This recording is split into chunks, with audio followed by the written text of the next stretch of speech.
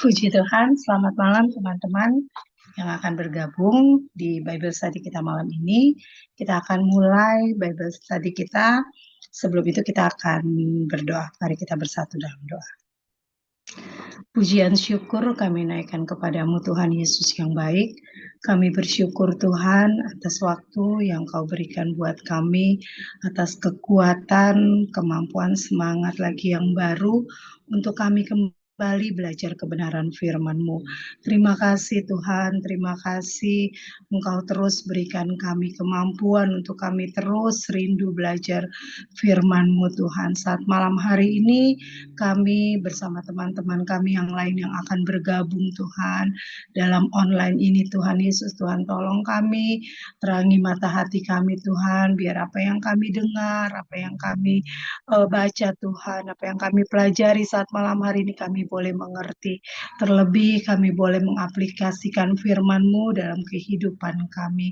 Terima kasih Tuhan Yesus yang baik, terima kasih kami menyerahkan Tuhan Yesus hamba-Mu yang akan memberitakan kebenaran firman-Mu, yang akan memaparkan setiap kebenaran firman-Mu. Tuhan tolong urapi urapan daripadamu, hikmat daripadamu, biar apa yang dibagikan kepada kami Tuhan Yesus, semua kami boleh diberkati. Terima kasih Tuhan, terima kasih, terpuji-pujilah Engkau Tuhan Yesus. Kami juga selalu mohon ampun kepadamu, kami percaya Tuhan Kau mengampuni kami.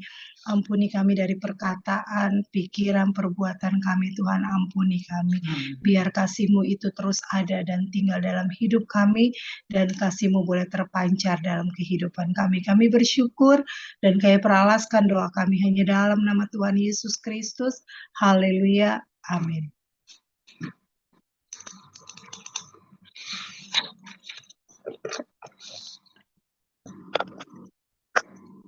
Selamat malam, sebentar ya. Kita akan membaca 1 Korintus 5. 1 Korintus 5 ayat 6 sampai 13. Saya akan bacakan dulu 6 sampai 8. Kemegahanmu tidak baik, tidak tahukah kamu bahwa sedikit ragi mengkamiri seluruh adonan. Buanglah ragi yang lama itu supaya kamu menjadi adonan yang baru. Sebab kamu memang tidak beragi, sebab anak domba Paskah kita juga telah disembelih, yaitu Kristus. Karena itu, marilah kita berpesta bukan dengan ragi yang lama, bukan pula dengan ragi keburukan dan kejahatan, tetapi dengan roti yang tidak beragi, yaitu kemurnian dan kebenaran.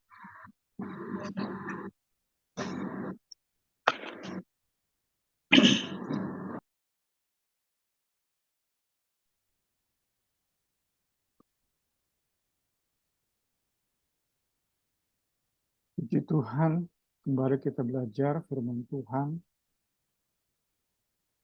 Malam hari ini kita akan meneruskan pembahasan kita Selasa lalu dari 1 Korintus pasal 5. Kita kembali melihat daftar isi.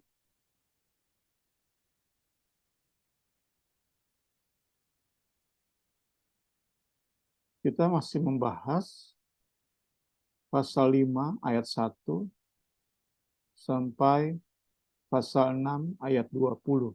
Itu gambaran besarnya. Diberi judul oleh buku ini, Kejatuhan Moral Jemaat dan Mengadukan Perkara di Pengadilan, merupakan bukti dari krisis otoritas, bukti dari kekurangan kuasa Injil di dalam gereja Korintus.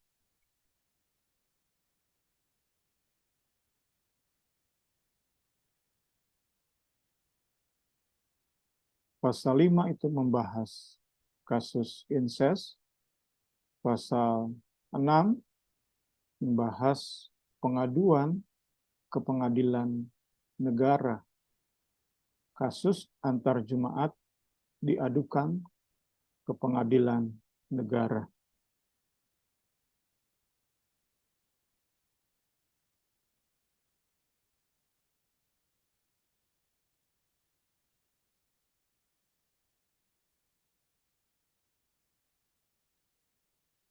Saya coba mengulang sedikit pendahuluan pasal 5 ayat 1 sampai 13.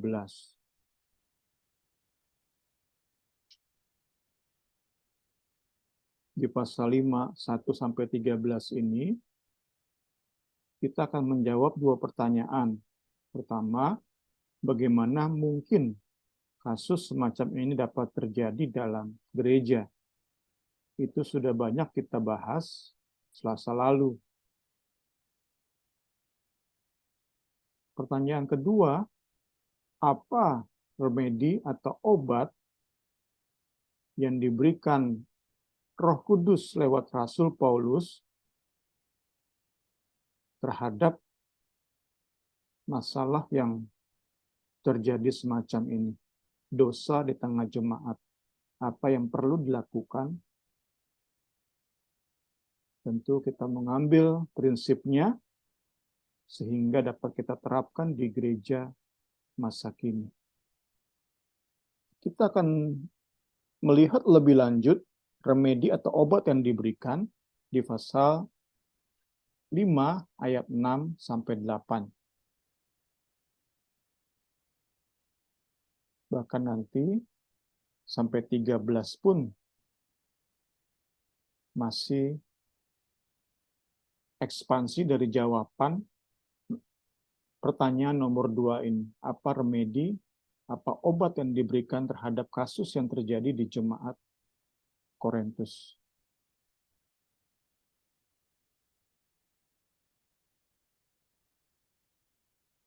Kita masuk ke pendahuluan pasal 5 ayat 6 sampai 8.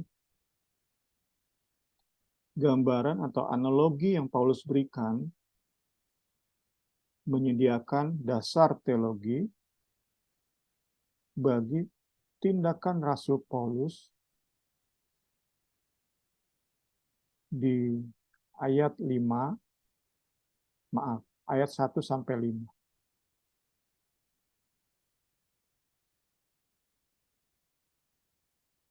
Sekali lagi, ayat 6 sampai 8 itu menyediakan, memberitahu dasar teologis dari tindakan Rasul Paulus di ayat 1 sampai 5.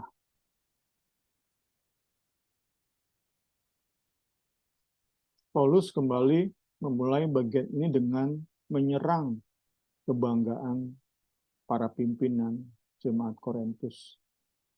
Jemaat sedang sakit, mereka bisa menyombongkan diri. Tidak semestinya. Gereja Korintus sebagai orang yang sedang mengalami infeksi, demam, leukositnya tinggi.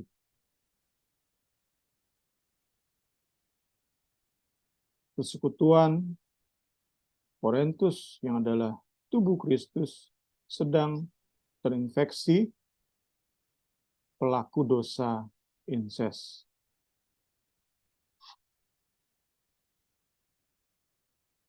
Seharusnya infeksi, demam tinggi, leukosit tinggi itu membuat orang sedih. Anak kita demam, orang tua sedih. Namun itu tidak disadari oleh pimpinan jemaat Korintus sehingga mereka masih tetap berbangga-bangga. Namun kita lihat di bagian ini, Paulus tidak menggunakan ilustrasi badan meriang karena infeksi. Dalam arahan Roh Kudus, Paulus memakai Hari Raya Roti Tidak Beragi sebagai gambaran atau analogi. Kita sudah pernah membahas festival atau perayaan ini di YouTube Bible Study 11 November 2021.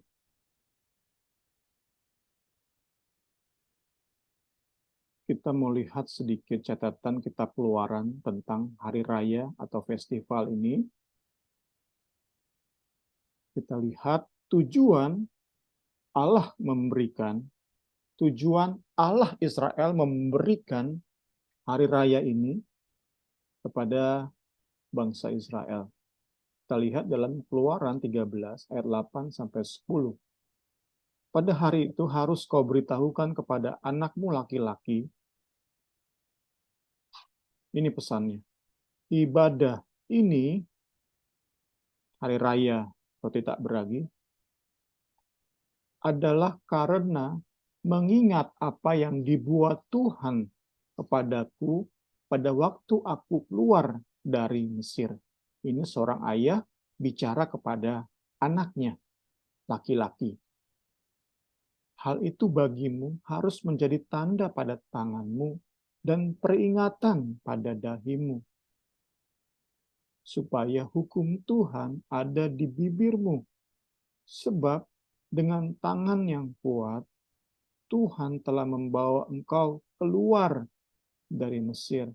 Haruslah kau pegang ketetapan ini pada waktu yang sudah ditentukan dari tahun ke tahun.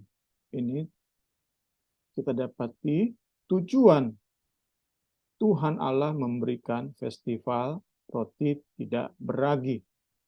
Mau lebih lanjut bisa kembali melihat YouTube Bible Study 11 November 2021.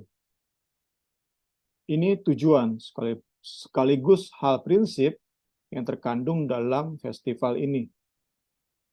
Selanjutnya kita lihat ritual yang Allah Israel anugerahkan. Ritual yang merupakan sarana untuk mencapai tujuan tadi. Tujuan ada, Allah pun memberikan ritual supaya tujuan ini tercapai. Ayat 7 dari Keluaran 13. Roti yang tidak beragi haruslah dimakan selama 7 hari itu. Jadi hari raya ini berlangsung selama 7 hari. Hari raya ini merupakan sambungan dari hari raya Paskah. Sesuatu pun yang beragi tidak boleh dilihat padamu. Bahkan ragi tidak boleh dilihat padamu di seluruh daerahmu. Ini ritual, sarana untuk mencapai tujuan di atas. Tujuannya adalah mengingat selalu apa yang Tuhan Allah buat bagi bangsa ini, mengeluarkan bangsa ini dari perbudakan Mesir. Itu tujuannya. Nah, kita bisa tarik ke zaman gereja, tujuannya sama. Ritualnya yang kita nggak ikuti lagi. Yesus sudah menjadi penggenapan seluruh hukum Taurat, termasuk ritual. Kita sudah belajar banyak di kitab Keluaran. Kalau hukum moral, kita masih ikuti sampai sekarang. Namun hukum sipil, hukum ritual, termasuk hari raya roti tidak beragi, itu sudah digenapi dalam Yesus. Sehingga kita hanya mengambil prinsipnya. Tujuannya apa? Tujuannya ingat selalu karya keselamatan yang Allah kerjakan dalam hidup kita. Itu tujuannya.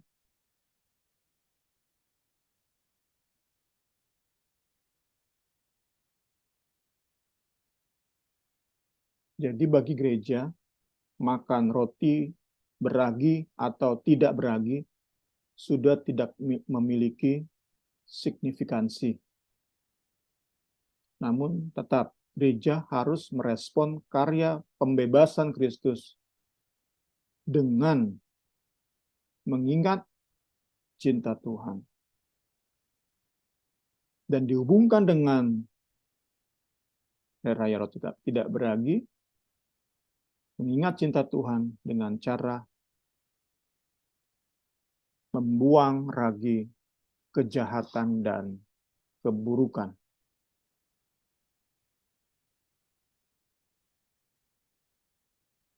Adonan tanpa ragi merupakan gambaran dari hidup dalam kesucian dan kebenaran. Dan dalam konteks kita malam hari ini, itu bukan hanya bicara perorangan, tetapi dalam lingkup persekutuan atau komunitas. Sedikit aplikasi dalam kita menjalani kekristenan, kita mengejar kekudusan. Namun harus selalu ingat bahwa hidup dalam kekudusan itu harus merupakan tanggapan terhadap anugerah. Kita mengejar kekudusan bukan dengan alasan-alasan lain, bukan dengan tujuan-tujuan lain. Itu perlu kita selalu dan selalu ingat. Tuhan Yesus tolong kita bersama. Kalau tujuan kita hidup kudus, hidup benar, untuk membuat Tuhan berhutang, untuk membuat Tuhan merasa bersalah kalau tidak memberkati kita, kita memiliki tujuan yang salah dalam menjalani kekudusan. Atau kita mengejar kekudusan supaya dihargai, dipandang hebat oleh sesama. Itu pun salah. Atau kita mengejar kekudusan supaya kita punya modal untuk merendahkan sesama. Itu pun salah. Karena itu, kembali kita ingat Hari Raya Roti Tidak Beragi itu semata-mata merupakan respon dari Hari Raya Paskah, di mana anak domba disembelih. Dalam Perjanjian Baru, Hari Raya Paskah digenapi oleh Yesus Kristus. Itu 14 Nisan dalam kalender Yahudi, 15 Nisan masuk ke 7 hari Raya Roti Tak Beragi. Itu merupakan respon terhadap Paskah. Orang Israel 7 hari nggak makan roti, 7 hari makan roti tidak beragi, itu merupakan respon dari anak domba yang tersembelih. Harus kita ingat terus. Dalam mengejar kekudusan, pasti kita jatuh bangun. Bagian ini ingin menegaskan bahwa saat kita bangun, kita harus pastikan kita kembali mengejar kekudusan itu karena cinta kepada Kristus. Bukan hanya karena takut hukuman dosa. Jika terus dan terus kita meninggalkan dosa karena takut, itu merupakan red flag.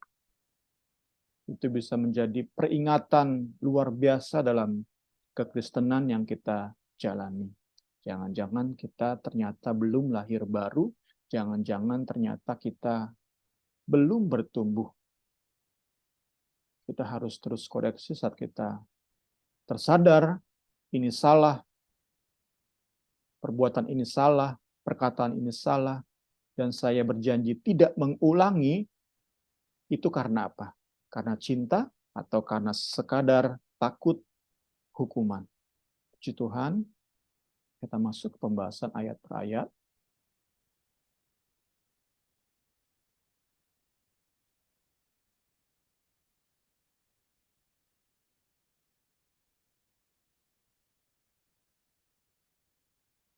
Kita sudah bahas Selasa lalu bahwa tujuan menjaga jarak terhadap pelaku incest pada akhirnya adalah agar si pendosa bertobat. Kita sudah bahas selasa lalu, orang yang berdosa inses diserahkan kembali kepada dunia, dikeluarkan dari persekutuan. Persekutuan adalah tempat di mana orang-orang bersekutu bersama, mengalami karya Roh Kudus, mengalami kuasa Kristus, di mana mereka bisa saling menasihati, mengingatkan, dan membangun. Itu persekutuan, dan si pendosa dikeluarkan dari persekutuan. Itu sudah kita bahas selasa lalu. Tujuannya agar si pendosa pelaku inses bertobat. Namun saat kita lihat di bagian ini, dengan mengulang peringatan, jangan sombong loh, jangan berbangga loh, kurang lebih seperti itu perkataan Paulus kepada para pimpinan. Tampaknya di pikiran Paulus, tujuan utama menyingkirkan pelaku inses adalah supaya persekutuan sehat. Karena tadi, kehadiran pelaku inses itu bagai virus yang menginfeksi tubuh Kristus. Supaya sehat, si pelaku inses harus disingkirkan.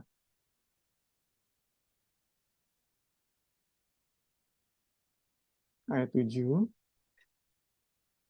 perintah buanglah ragi yang lama itu menunjuk pada tindakan mengusir pelaku inses.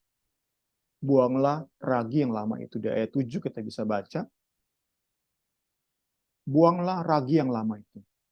Itu menunjuk tindakan memisahkan pelaku inses dari persekutuan gereja Korintus. Tindakan ini dapat disamakan dengan membuat adonan baru. Supaya kamu menjadi adonan yang baru. Adonan tanpa ragi. Yang saat dibakar itu diperkenan oleh Tuhan. Memang repot. Sekarang istri saya jadi pembuat kue. Saat adonan yang dia telah buat itu gagal, mau nggak mau buat adonan baru. Mengapa? Karena saat adonan yang telah gagal ini dibuat menjadi kue, itu pasti mengecewakan si pembeli. Demikianlah adonan yang telah kena ragi harus dibuang. Jemaat harus menjadi bagaikan adonan yang baru. Sekali lagi, itu membutuhkan pengorbanan, repot, menyebabkan kesedihan, mungkin bahkan tindakan tersebut menyesakkan hati beberapa orang. Namun itu perlu dilakukan, membuat adonan baru, sehingga saat dibakar menjadi roti tidak beragi, saat dimakan itu semua dalam perkenanan Tuhan.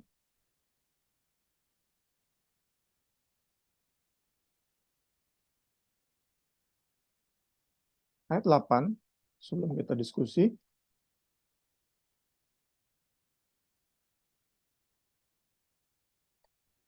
Ayat 8 menyediakan kesimpulan logis dari ayat 6 dan 7. Saat gereja Korintus menjadi adonan yang baru, maka saat adonan dibakar menjadi roti, mereka menjadi persembahan yang diperkenan oleh Tuhan.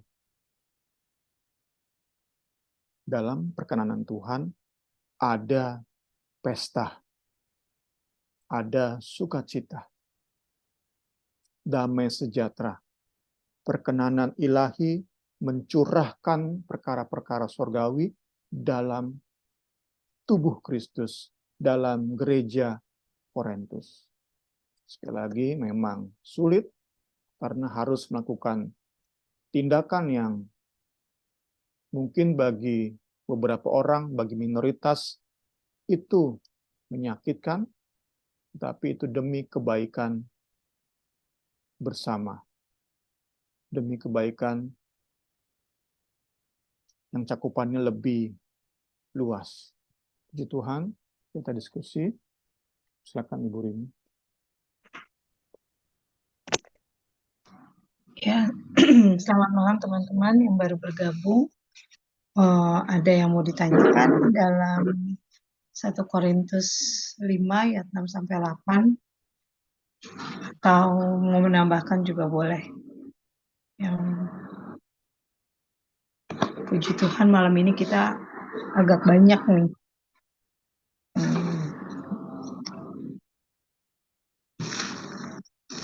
Boleh kalau mau bertanya atau kita lanjut aja dulu ya. Lanjut dulu ya. Pertanyaannya boleh disimpan nanti. Boleh di chat juga kata Bung Semi.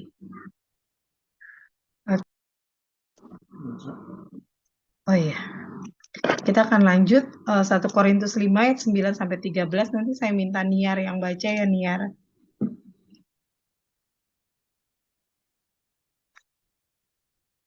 Bentar Kak, 1 Korintus berapa Kak? 1 Korintus 5 ayat 9 sampai 13. Oke Kak, sebentar ya. Oke.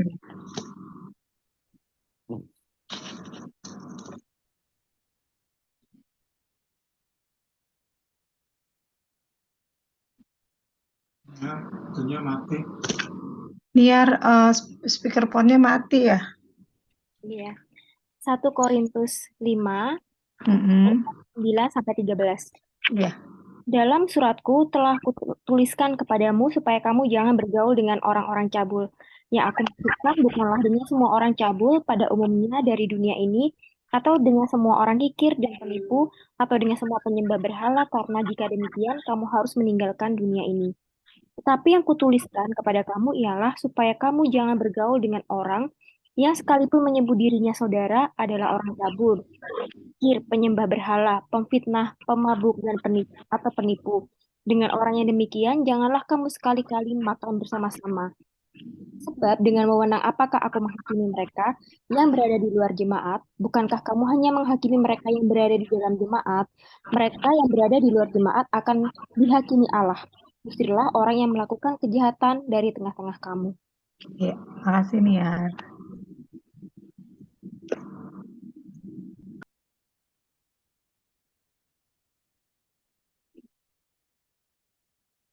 Puji Tuhan, kita lanjut ayat 9.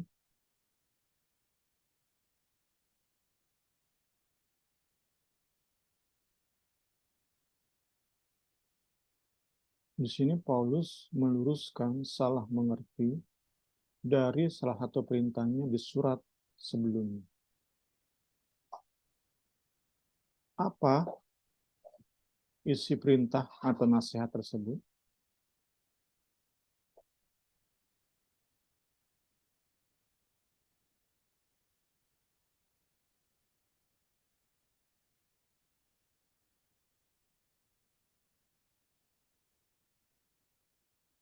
Yakini sama dengan ayat ini. 2 Tesalonika 3 ayat 14. Diyakini serupa dengan perintah ini.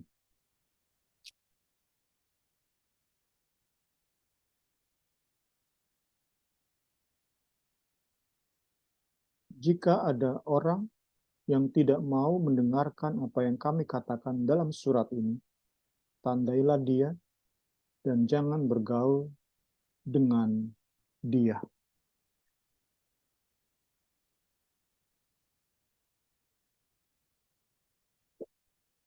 Ya, yang menjadi pertanyaan adalah mengapa perintah Paulus ini yang serupa dengan 2 Tesalonika 3 ayat 14, mengapa perintah ini ditafsirkan menjadi perintah untuk memisahkan diri dari semua orang dunia. Kenapa bisa seperti itu? Tampaknya karena sebagian pimpinan jemaat Korintus, mereka yang berpengaruh, mereka ini telah menganggap rendah Paulus. Mereka ini meragukan kerasulan Paulus. Mungkin mereka berkata kepada jemaat-jemaat yang lain, bukan hanya Paulus yang bisa dengar suara Kristus, kami pun bisa.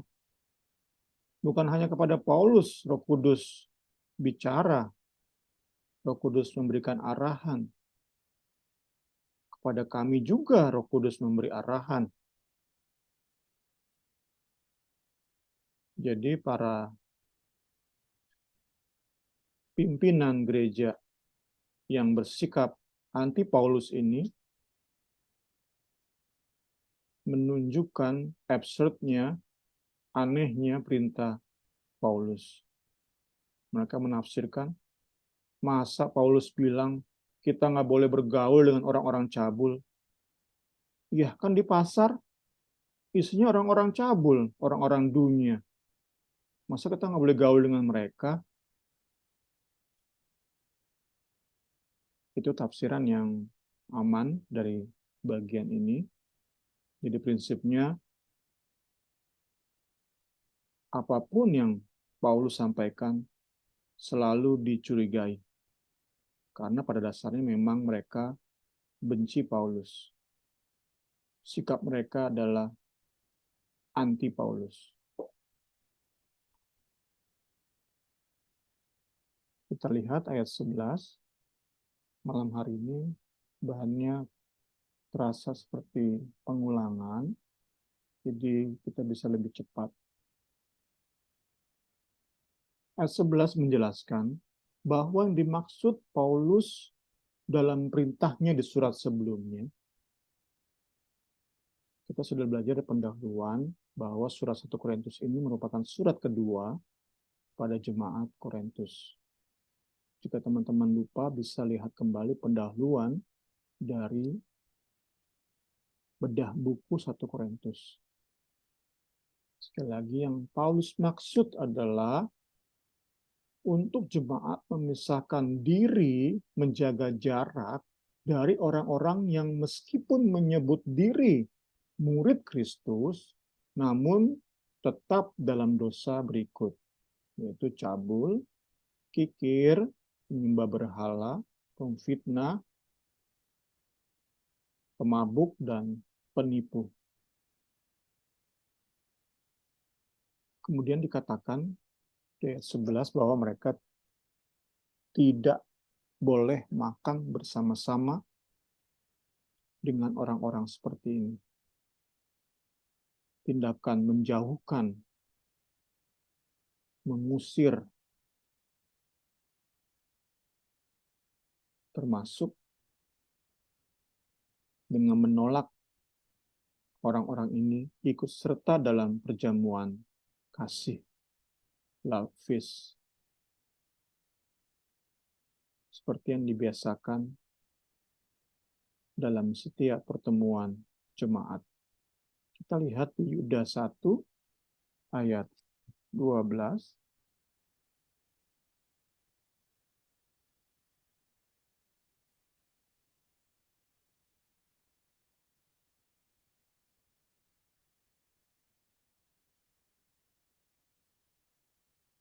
Mereka inilah noda dalam perjamuan kasihmu, di mana mereka tidak malu-malu melahap dan hanya mementingkan dirinya sendiri.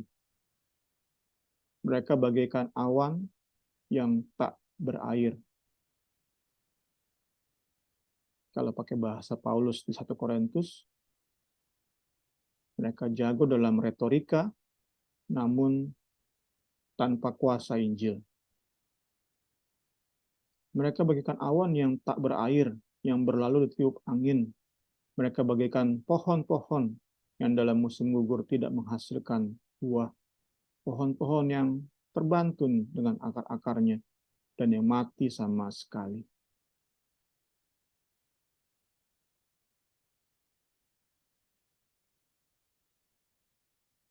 Terakhir, ayat 12 sampai 13.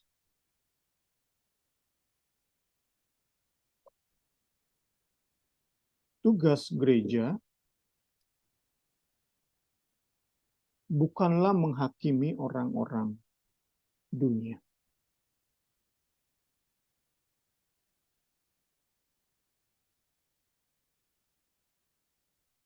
Tugas gereja adalah menyediakan alternatif.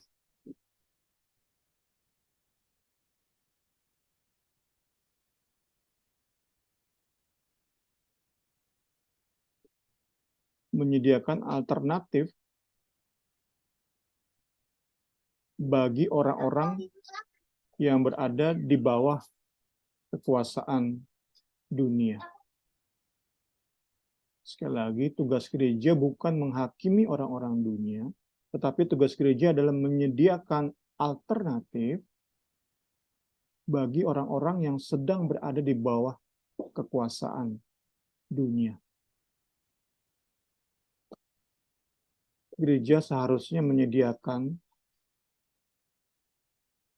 sebuah pilihan lain bagi orang-orang yang sedang hidup dalam percabulan.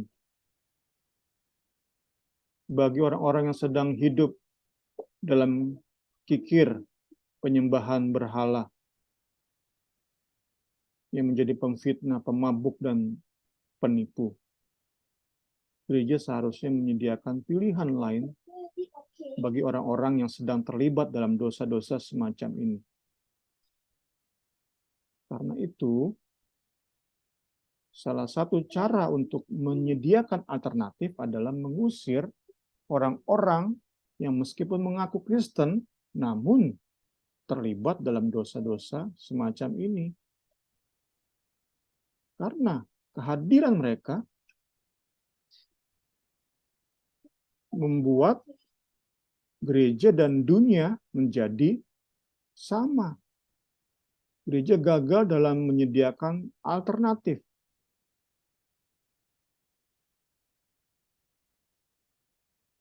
Kalau terus dibiarkan, jelas gereja gagal dalam misinya. Karena sekali lagi, dalam gereja pun ada orang cabul, ada orang kikir, ada penyembah berhala, ada pemfitnah, pemabuk, penipu.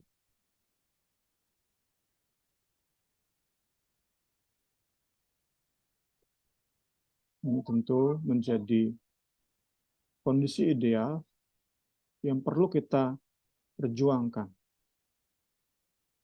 Kita terus hidup di dalam keseimbangan tarik ulur antara kondisi ideal dengan kondisi kita sekarang yang sangat amat jauh dari kondisi ideal.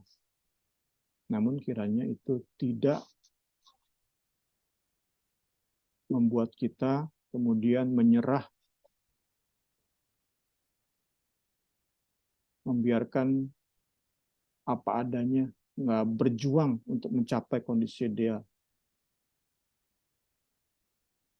Mari lewat pertemuan Zoom malam hari ini kita diingatkan untuk tetap berjuang. Sehingga sungguh bagi dunia tersedia sebuah komunitas yang benar-benar hidup semakin hari semakin dikuduskan.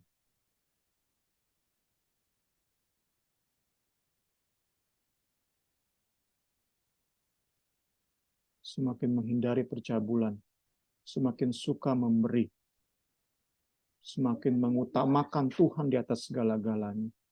Bicara membangun, bicara baik, memberkati sesama mulutnya.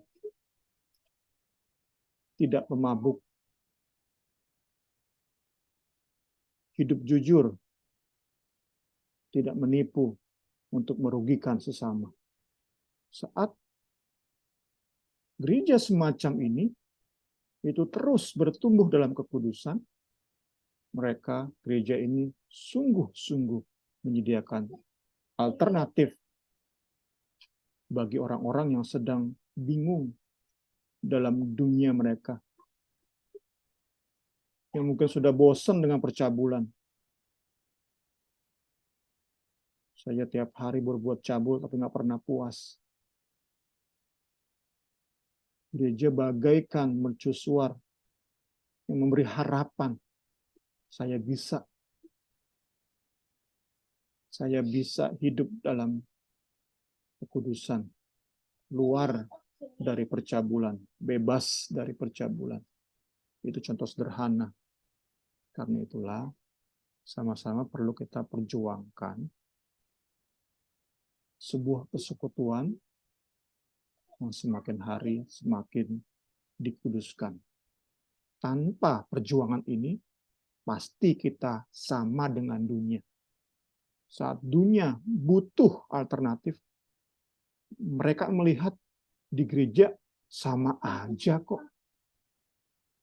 Di gereja isinya ya orang-orang cabul juga, orang-orang yang hidupnya benar-benar pelit juga, sama saja, what for? Karena itulah, terus lewat Zoom malam hari ini, kita diingatkan untuk terus berjuang. Sekali lagi berat. Membuat adonan baru itu berat, bukan perkara ringan.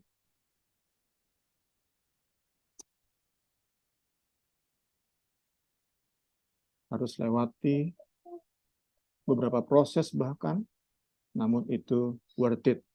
Karena kita sungguh dapat menciptakan sebuah persekutuan yang menjadi alternatif yang sangat indah bagi orang-orang yang sedang bingung dengan hidup mereka, lelah dengan dosa mereka, capek dengan cara hidup mereka. Puji Tuhan. Saya mau tutup dengan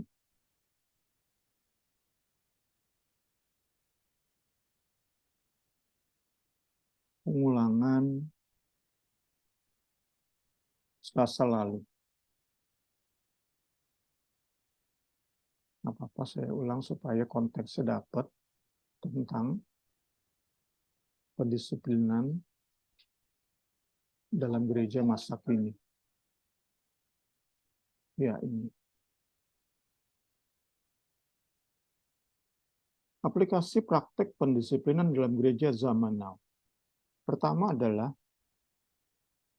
pendisiplinan, apalagi mengusir jemaat, itu harus selalu merupakan urusan bersama.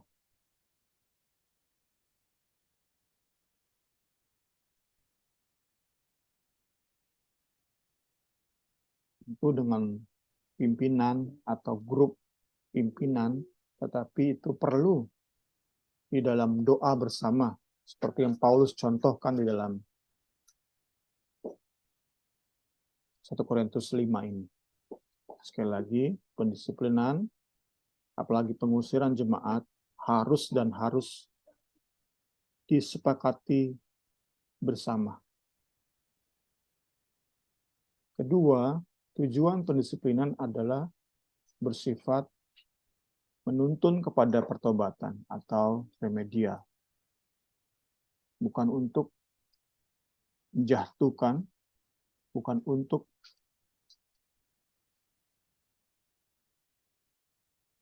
mendatangkan hukuman, tetapi tujuan akhirnya adalah supaya si jemaat yang didisiplinkan itu bertobat. Ketiga, pendisiplinan sedapat mungkin hanya diterapkan pada dosa yang mempengaruhi keseluruhan jemaat. Saya contohkan kemarin dosa merokok, dosa gagal mendidik anak. Itu kan notabene tidak pengaruh langsung ke seluruh jemaat. Mungkin dosa-dosa seperti ini tidak perlu ditindaklanjuti dengan pengusiran atau pendisiplinan. Sekali lagi, perlu dipersempit dosa-dosa apa yang harus ditindak. Sehingga kembali tujuannya adalah supaya dunia melihat alternatif yang indah yang persekutuan gereja sediakan. Keempat, atau terakhir, masalah besar bagi pendisiplinan saat ini adalah dengan mudahnya jemaat yang didisiplinkan, dia kecewa, langsung pindah gereja. Tentu ini berbeda dengan saat 1 Korintus ditulis. Berbeda jauh. Saat itu tidak ada pilihan lain. Saat dikatakan seorang pendosa inses diusir dari gereja, mereka benar-benar tanpa persekutuan. Nggak bisa pindah ke gereja lain. Karena memang belum ada gereja lain. Sekarang berbeda jauh. Dengan mudahnya, pelayan atau jemaat yang didisiplinkan, ia tinggal pindah gereja. Saya dapati ini tampaknya membuat sekarang banyak gereja lebih memilih sistem skorsing daripada mengeluarkan jemaat. Ya, ini sebagai langkah-langkah untuk menerapkan prinsip yang sudah kita dapat malam hari ini. Malam hari ini kita mulai dengan Hari Raya Roti Tidak Beragi, kemudian dengan kerinduan gereja menyediakan alternatif bagi dunia, maka langkah-langkah atau tips-tips melakukan hal itu kita dapati dalam 4 poin ini. Tindakan membuang ragi, tindakan memotong bagian yang infeksi, seperti kanker atau tumor, menjadi sumber infeksi, itu perlu dipotong. Nah, langkah-langkah praktisnya kita dapati di 4 poin ini, supaya kita bisa nangkep lebih jelas prinsip-prinsip yang sudah kita belajar malam hari ini. Puji Tuhan, kiranya kita semua diberkati. Bahasan yang sebenarnya merupakan pengulangan, tetapi merupakan praktek gerejani yang tidak mudah untuk dilakukan, namun sekali lagi, kita perlu sama-sama berjuang supaya kerinduan, impian kita bersama menciptakan sebuah persekutuan yang menjadi alternatif bagi orang-orang di sekeliling kita, bagi keluarga kita. Puji Tuhan, segala hormat, kemuliaan bagi Yesus Kristus.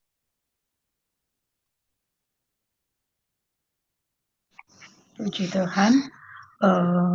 Selamat malam teman-teman. Mungkin ada yang mau bertanya atau mau menambahkan. Boleh dari Niar, Kak Suci, Agnes, Bu Aurora.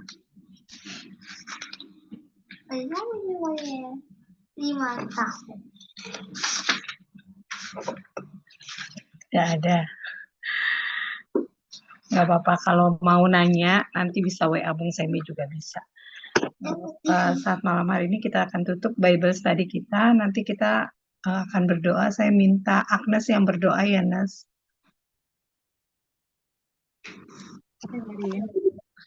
Berdoa dulu.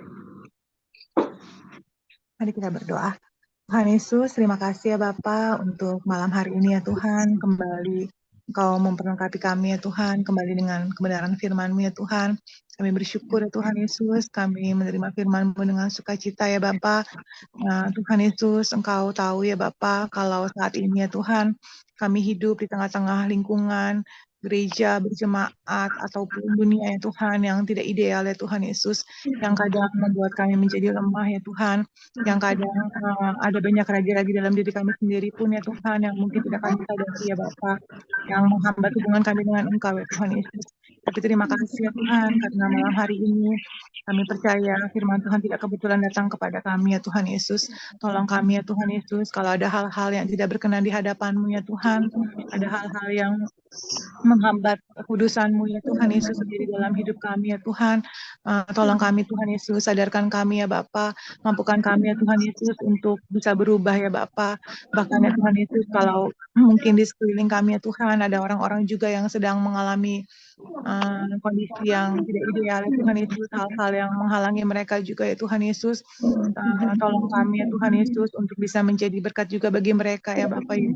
Agar mereka juga tetap kuat ya Tuhan Yesus di dalam Engkau ya Bapa, agar kami ya Tuhan Yesus dalam persekutuan kami juga saling menguatkan satu sama lain ya Bapa, sehingga sungguh ya Tuhan, walaupun kami hidup di tengah-tengah dunia yang tidak ideal ya Bapa, tapi kami percaya Tuhan Yesus, kuasa-Mu, kasih-Mu ya Tuhan Yesus, salib-Mu ya Tuhan, memampukan kami untuk saling mendukung satu sama lain ya Tuhan Yesus, agar kami tetap saling bisa menjaga kekudusan kami ya Tuhan, hingga saatnya kami boleh bertemu dengan Engkau ya Bapa. Terima kasih untuk Bung Semi ya Tuhan, yang terus Engkau pakai menjadi saluran berkat-Mu ya Bapa. Kami berdoa Tuhan, memohon kepadamu ya Tuhan, kiranya berkat-Mu melimpah atas Bung Semi dan keluarganya ya Bapa.